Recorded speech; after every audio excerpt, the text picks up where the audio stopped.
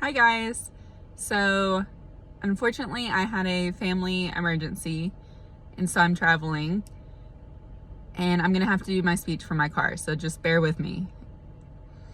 So my informative speech today is about the COVID-19 vaccine, and I want to talk about the pros and the cons and just the benefit of when you do get it, what it can do for you and what it can do for others if you still end up somehow getting COVID. Vaccines are supposed to cause you to not be able to get the virus. Hence the flu vaccine. Not many people get the flu after getting the vaccine. And it's the same with other vaccines. And so I want to talk about first the pros to getting the vaccine.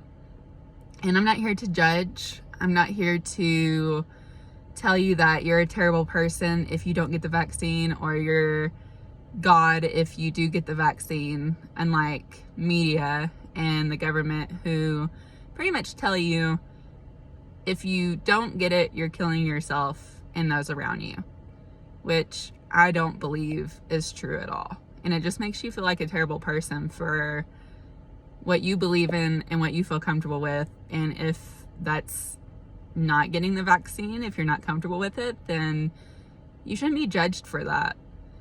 So the pros that I have found to getting the vaccine is, if you do get COVID, you don't get as ill. You don't potentially end up in the hospital on a ventilator. You don't feel like you're dying. You just maybe have like some minor cold symptoms, and maybe if you have flu symptoms, then that's the best outcome. So yeah, you don't get as sick. You're protecting those around you who potentially don't have the vaccine yet or have a weakened immune system. You're protecting your kids, other kids. So I definitely think those are pros, and that it's something to think about getting. And some cons to getting the vaccine is you do feel like death if you react bad to it. And unfortunately, most businesses now are mandating the vaccine. They're not giving you a choice.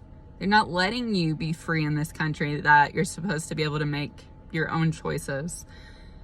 And if you don't get it, you don't have a job anymore. You can't support your family. You could potentially lose your house, your car, live on the streets. And so to take away that right of us being able to choose what we're comfortable with and what we're not comfortable with, the government and businesses and schools and just all kinds of different people are requiring something that may potentially not be effective down the road. And another con is you have to more than likely get a booster each year, just like the flu shot. And so your immunity is, there, but it's not as strong as it should be.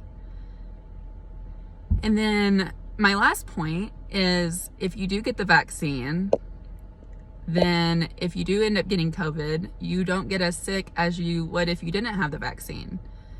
And so you're saving those resources that would have to be used on you for someone who needs it more than you do. So I would say, if you don't want to get the vaccine, then try every way you can to prevent someone from forcing you to do something you're not comfortable with. And if you work at a job that's going to make you choose between your sanity and them, find somewhere else to go. Find a different job. It's not worth working for somebody that's like that. And so in conclusion, the pros to getting the vaccine, again, are They do keep you safer if you was to get COVID still.